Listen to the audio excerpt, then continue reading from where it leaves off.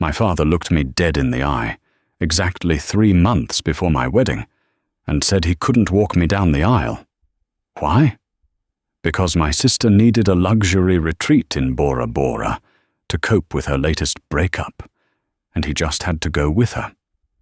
If you had asked anyone in our hometown of Bellevue, Washington, to describe the Jenkins family, they would have told you we were the picture of upper-middle-class stability. My father, Richard Jenkins, owned a highly successful commercial real estate firm. My mother passed away from breast cancer when I was 12, leaving my father to raise me and my younger sister, Tiffany. But the reality behind closed doors was far from picture-perfect. From the moment my mother died, a deeply toxic dynamic took root in our house. I became the second parent, and Tiffany became the untouchable golden child. I was the one making sure homework was done, packing lunches, and keeping the household running, while Dad threw himself into his business. Tiffany, on the other hand, learned early on that tears were a currency that could buy her anything. Whether it was a wrecked BMW in high school, a dropped-out stint at NYU, or a string of failed start-up businesses she wanted him to fund, my father always bailed her out. He called her fragile. He called me the strong one. For years I wore that label like a badge of honor, not realizing it was just his excuse to neglect me. Fast forward to my 31st year. I had built a successful career as an architect in Seattle, entirely on my own dime. I was engaged to the love of my life, Liam Patterson. Liam was everything my family wasn't: grounded, emotionally available, and fiercely loyal. When we started planning our wedding, we chose the historic Biltmore estate in Asheville, North Carolina. It was a destination wedding, but an intimate one, capped at 75 guests. To my utter shock, my father offered to pay for the catering and the floral arrangements.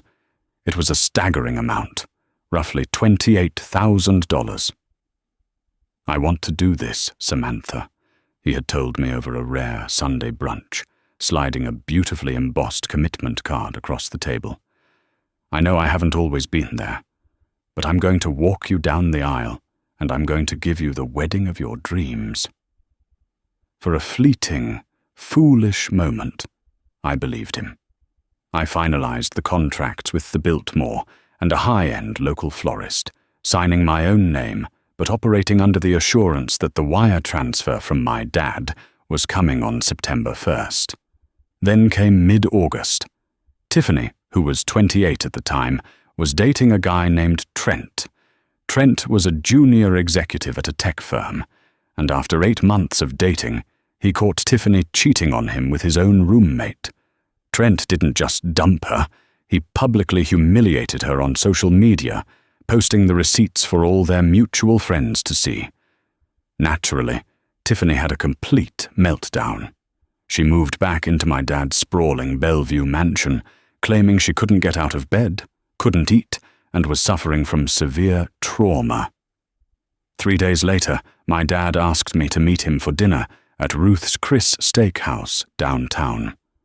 I assumed we were going over the final vendor timelines. Instead, he ordered a double scotch, refused to look me in the eye, and dropped a bomb that shattered our relationship.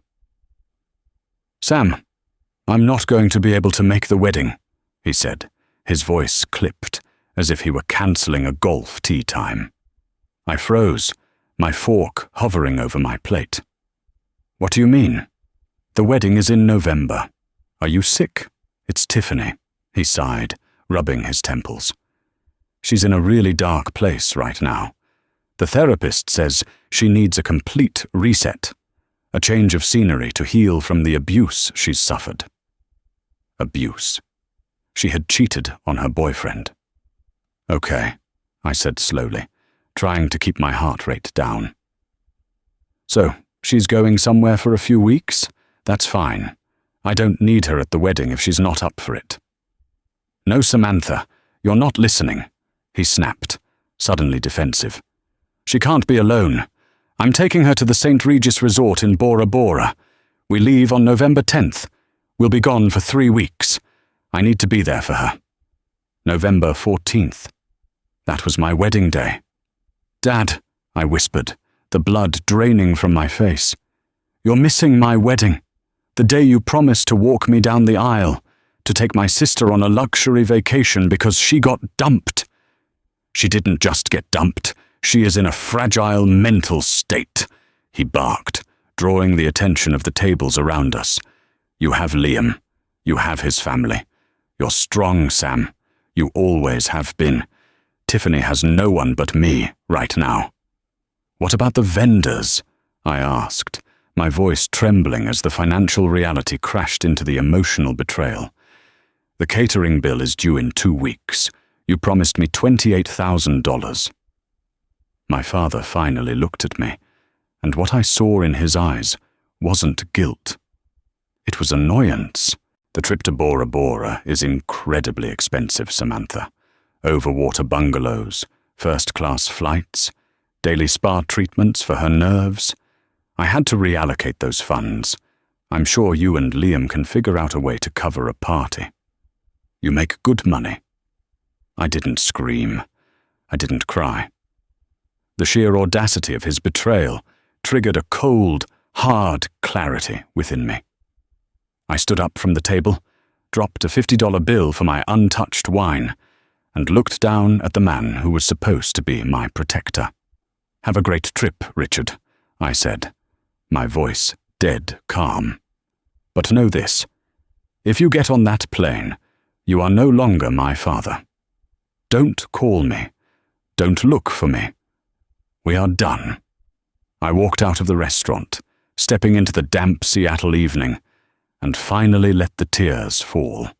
The next 48 hours were a blur of panic, spreadsheets, and endless phone calls. When I told Liam what had happened, he didn't show a shred of hesitation. He held me while I sobbed on our living room floor, then calmly opened his laptop and started looking at our savings. We were short, devastatingly short. We had already poured our life savings into the venue deposit, my dress, and the photographer. The remaining $28,000 for food, staff, and flowers was money we simply didn't have. I prepared myself to call the vendors and cancel the wedding, resigning myself to a courthouse ceremony. That's when Liam's parents, John and Martha Patterson, intervened.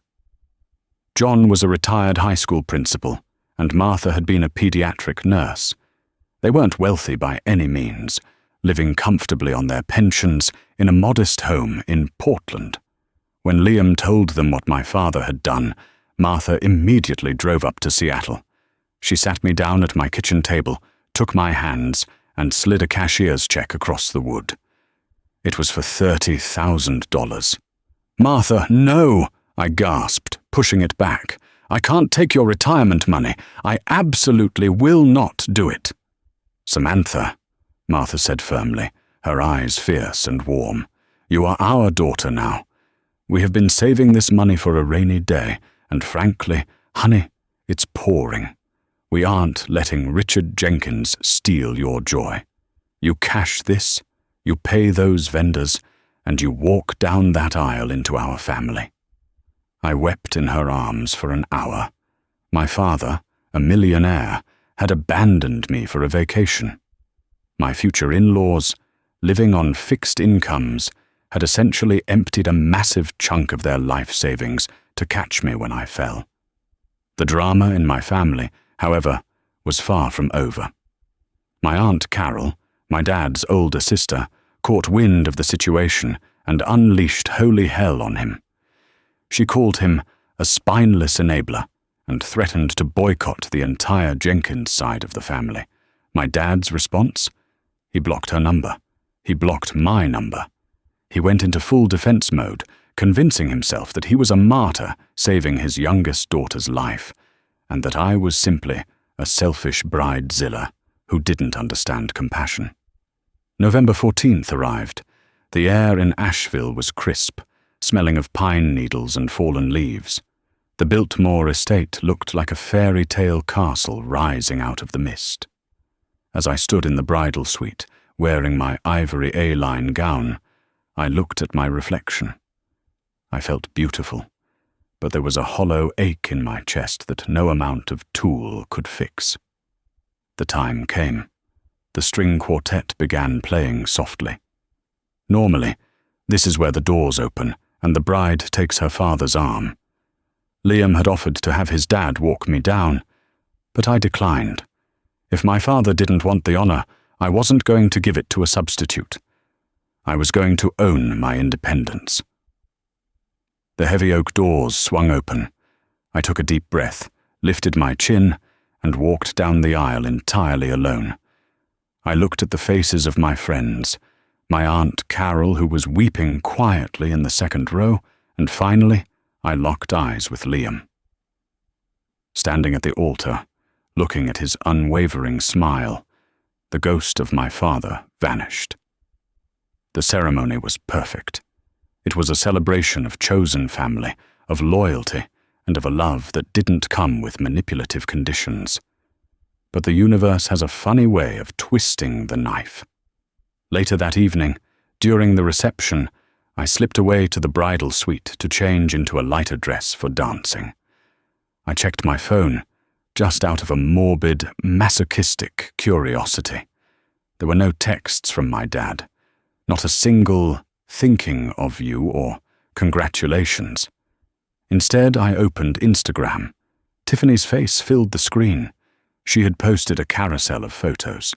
The first was a shot of her and my dad clinking crystal champagne flutes on a private wooden deck over crystal-clear turquoise water. They were both tanned, wearing designer sunglasses, beaming at the camera. The caption read, "Healing requires the best support system. So blessed to have a daddy who drops everything to put my mental health first. Here's to finding peace in paradise. Strigis Bora Bora, daddy-daughter trip healing journey." A notification popped up. It was a comment from my father on her post. "Anything for my little girl. Seeing you smile again is worth every penny." He posted that comment exactly 10 minutes before I walked down the aisle. I stared at the screen, the blue light reflecting in the darkened room. I didn't cry. All the grief I had been holding on to evaporated, replaced by a permanent, icy indifference. I blocked Tiffany's account. I blocked my father's account. I deleted their contact information from my phone. I locked away the chapter of my life that contained Richard and Tiffany Jenkins, threw away the key, and went downstairs to dance with my husband. For 8 months, it was pure radio silence. We bought a small house in the suburbs. I got a promotion at my firm. We visited Liam's parents every other weekend, and I learned what a healthy family actually looked like. My dad didn't call for Christmas. He didn't send a card for my birthday in March. As far as I was concerned, he was a stranger I used to know. I thought that was the end of the story. I thought I would never hear from Richard Jenkins again. I was dead wrong, because exactly 8 months after my wedding, the empire my father had built, and the golden child he had sacrificed me for, came crashing down in spectacular fashion. July in Seattle is usually a time of glorious reprieve. The endless grey skies break open, revealing a vibrant, emerald city baking in the gentle summer sun. Liam and I were spending our weekends in the backyard of our new home in Queen Anne, planting hydrangeas and painting the deck. Life felt incredibly light. The toxic weight of my father and sister had been cleanly amputated from my world, and in its place I had cultivated a beautiful, peaceful existence. My career as an architect was flourishing. My firm had just won a bid to redesign a massive waterfront commercial complex. I was happy. Truly, deeply happy. Then, on a perfectly ordinary Tuesday afternoon, my phone rang. I was at my desk, looking over blueprints, when I saw the caller ID. It wasn't my father. It was Harrison Brooks. Harrison had been my father's chief financial officer and oldest friend for nearly 3 decades. He was a gruff, pragmatic man who had always treated me with a quiet, respectful distance. He knew the dynamics of our family better than anyone outside of it. He was the one who had tried and failed to curb my father's reckless spending on Tiffany over the years. I stared at the phone as it vibrated against my desk. A knot of pure dread tightened in my stomach. I hadn't spoken to Harrison since I cut ties with my father. I almost let it go to voicemail, but some lingering instinct, a ghost of the responsible older daughter I used to be, made me answer. "Samantha." Harrison's voice was heavy, lacking its usual crisp, professional cadence. He sounded exhausted. He sounded old. "Hi, Harrison. It's been a while," I said cautiously, keeping my tone polite but guarded. "If this is about my dad trying to pass a message—" "It's not that, Sam," he interrupted, coughing into the receiver. "Richard doesn't know I'm calling you.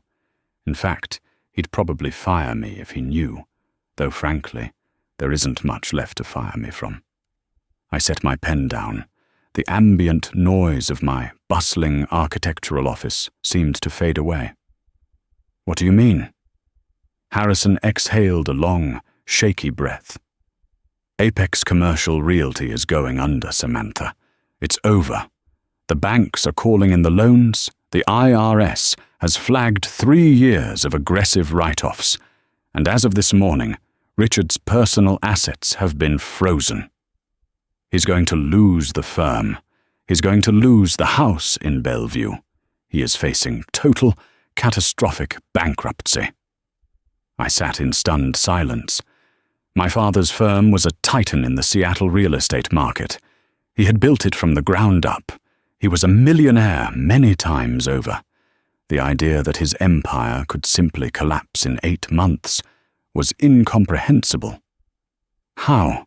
I finally whispered. "Harrison, he was practically minting money last year.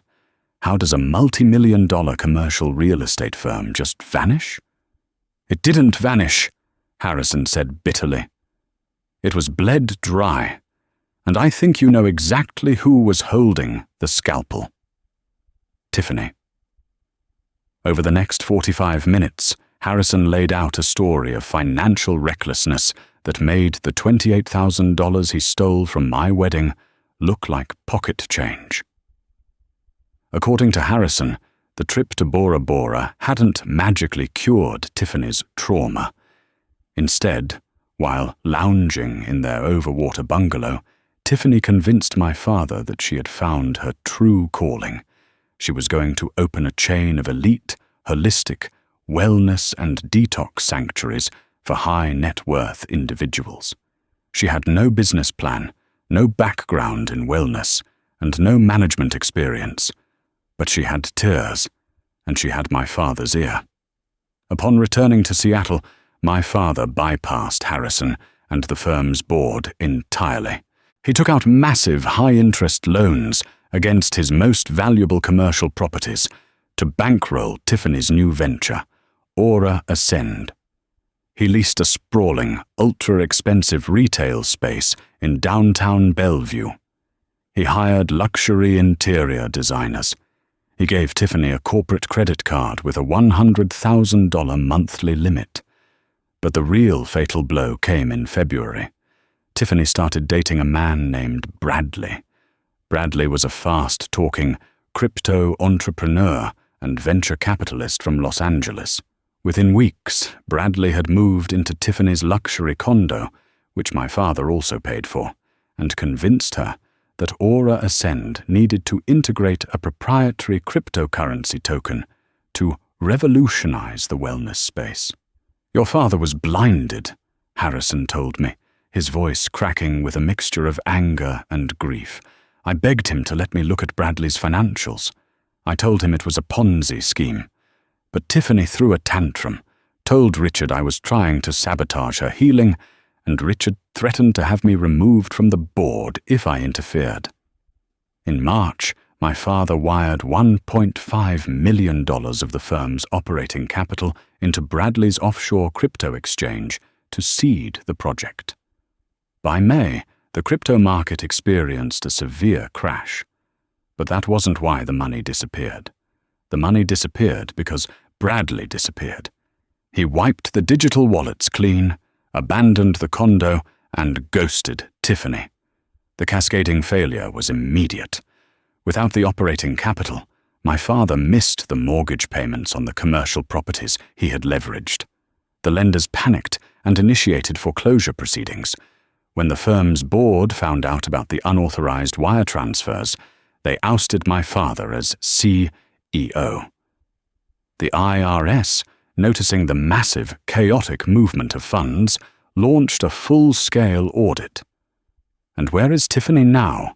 I asked, my voice barely a whisper, the sheer scale of the disaster wrapping around my mind. Harrison let out a dark, humorless chuckle. "That is the icing on the cake, Sam. When the firm collapsed and the corporate credit cards were shut off last week, Tiffany panicked. She drained the remaining $80,000 from the joint checking account your father had set up for her personal expenses. She packed her bags, told your father she couldn't handle the toxic, negative energy of his financial ruin, and flew to Los Angeles. She blocked his number, Sam, just like she blocked yours." The golden child had finally broken the bank, and when there was no more gold left to mine, she abandoned the miner. "Why are you telling me this, Harrison?" I asked, my knuckles white as I gripped the phone. "I haven't spoken to him since November. He made his choice." "Because he's going to call you, Samantha," Harrison warned. "He is desperate, he is terrified, and he has convinced himself that because you are his daughter, you owe him a lifeline. I am calling to tell you, as someone who watched you grow up and watched how he treated you, do not give him a single red cent. If you throw a rope to a drowning man who doesn't know how to swim, he will only pull you under with him." I thanked Harrison, hung up the phone, and stared blindly at my computer screen. A chaotic storm of emotions raged inside me. There was shock, yes. There was a profound, undeniable sense of vindication. Karma had come for my father with a vengeance. But beneath the vindication, there was a deep, hollow sadness. He had destroyed his legacy for a daughter who viewed him as nothing more than an ATM. 3 days later, exactly as Harrison predicted, my phone lit up with a voicemail notification. The number was blocked, but I didn't need caller ID. I sat on my living room sofa, Liam holding my hand, and pressed play. "Sammy." The voice that echoed from the speaker didn't sound like Richard Jenkins, the booming, confident titan of Bellevue real estate. It sounded like a frail, terrified old man. His voice was raspy, trembling, stripped of all its usual arrogance. "Sammy, it's Dad. I know you're angry. I know I messed up. God, I messed up so badly. I don't know who else to turn to. Tiffany is gone. The firm is gone. They're trying to take the house. Please, Samantha, please. You're the smart one. You always have been. I need your help. Please, just meet me for coffee. Just give me half an hour. I'm begging you." The voicemail clicked off, leaving a heavy silence in the room. Liam looked at me, his eyes filled with a fierce, protective anger. "You don't have to go. You don't owe him a damn thing. I'll change your number right now." I looked down at my hands. They were steady. The little girl who used to pack Tiffany's lunches and wait up for her father to come home was dead. She had died in Ruth's Chris Steakhouse 8 months ago, and she had been buried the day I walked down the aisle alone. "No," I said quietly, looking up at my husband. "I'm going to meet him. I need to look him in the eye one last time. I need to close this door permanently." I agreed to meet my father at a sterile, generic chain coffee shop in a strip mall just outside of Bellevue. I chose the location deliberately. There would be no dim lighting, no white tablecloths, and no expensive scotch to hide behind. Just harsh fluorescent lights, the smell of burnt espresso, and cold reality. I arrived 10 minutes early, wearing a sharp, tailored blazer, my professional armor. When the bell above the door chimed, I almost didn't recognize him. The Richard Jenkins who had dismissed me 8 months ago had been a robust, impeccably groomed man who wore custom Brioni suits. The man walking toward me looked like he had aged a decade. He wore a wrinkled polo shirt that hung loosely on his frame, hinting at rapid, unhealthy weight loss. His hair was unkempt and thinning. His face was deeply lined, and his bloodshot eyes darted around nervously until they landed on me. He shuffled over and sank into the chair opposite me, wringing his hands with a hollow desperation. "Sammy," he croaked, attempting a weak, trembling smile. "You look beautiful. Marriage suits you." "Don't call me Sammy," I said, my voice smooth and cold as polished marble. "And don't patronize me, Richard. Harrison called me. I know everything." My father flinched as if struck. The fake paternal warmth instantly evaporated, replaced by raw, naked panic. "Harrison had no right," he stammered, tears welling in his eyes. "He doesn't understand. I was just trying to help your sister. She was in a bad place, Sam." "Save her?" I laughed, a sharp, bitter sound that caused heads to turn. "You didn't save her, Richard. You bought her affection. And when the money ran out, she realized she had no reason to stick around. Where is she now, Dad? Is she in Bora Bora while the bank forecloses on your house?" He buried his face in his hands, his shoulders shaking. "She won't answer my calls. She took the rest of the money and left. She said I was a failure." "You didn't sacrifice for her," I corrected sharply, leaning across the table. "You sacrificed me for her." He looked up, his face red and blotchy, and finally got to his point. His accounts were frozen. The lawyers needed a $100,000 retainer to keep him out of federal court, and the bank was going to lock him out of the house in 2 weeks. He looked at me, his eyes boring into mine, and asked the unthinkable. He wanted me to take out a second mortgage on the home Liam and I had just bought to give him a bridge loan. The sheer audacity of his request suspended time. The man who had refused to pay $28,000 for his daughter's wedding catering to fund a luxury vacation was now asking me to risk my marriage and financial future to bail him out. A deep, profound calm washed over me. "Do you remember what you told me at Ruth's Chris, Richard?" I asked softly. "When I begged you to keep your promise, you looked at me and said, 'I'm sure you and Liam can figure out a way to cover it. You make good money.'" The blood drained from his face as the memory hit him. "Well, Richard," I continued, picking up my purse and sliding my chair back, "you've always been a smart businessman. I'm sure you can figure out a way to cover a lawyer. You used to make good money." "Samantha, please!" he cried out, his voice cracking. "You can't do this. I am your father. You can't just leave me to drown." "You stopped being my father the minute you boarded that plane to Bora Bora," I said. "And as for drowning, you tied an anchor around your own neck and jumped. Don't ask me for a life vest." I turned to walk away, but stopped to deliver one final piece of poetic justice. "By the way, my firm just won the contract to redesign the waterfront complex the bank seized from you. They're turning your old corporate headquarters into a public park. I'm the lead architect. I'll make sure to put a very nice bench right where your office used to be." I never saw Richard Jenkins again. He didn't get his bridge loan. The bank foreclosed on his Bellevue mansion, and he declared Chapter 7 bankruptcy, his assets liquidated to pay off creditors, and the IRS. He moved into a dismal apartment in a Tacoma suburb, living off Social Security. Tiffany's glamorous LA life ended when the stolen $80,000 ran out. She now works as a receptionist at a mid-tier yoga studio. They remain trapped in a bitter, silent war of blame. I went home to Liam and his parents, who taught me what unconditional support actually looks like. It took 31 years to learn that sometimes you must protect yourself from your own blood. But what I gained in return was my dignity, my sanity, and a life entirely my own.